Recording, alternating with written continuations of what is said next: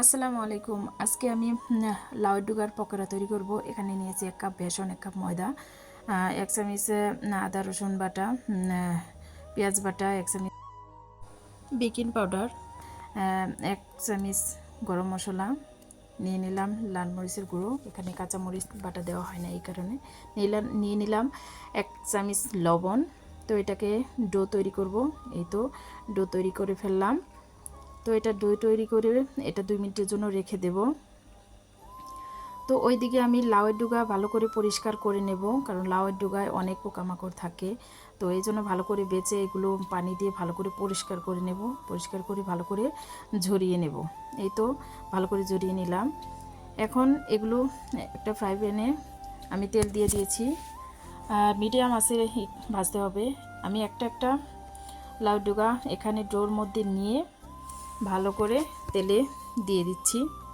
এই তো একটা লাউয়ের ডগা আমি ভালো করে ডোর মধ্যে ডুবিয়ে আমি তেলের মধ্যে দিয়ে দিচ্ছি।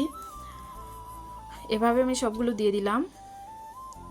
তো সবগুলো দেওয়ার পরে এগুলো আস্তে আস্তে ভাজতে হবে, মিডিয়াম আঁচে ভাজতে হবে, কারণ বেশি আঁচে ভাজলে এগুলো পুড়ে যাবে। এখন এগুলো একটা করে উল্টিয়ে দিতে হবে, এভাবে উল্টিয়ে দিতে হবে। তো এখানে যে লেগে গেছে, একটু ফাঁক ফাঁক করে দিলে লাগে না। তো এখানে আমারগুলো লেগে গেছে।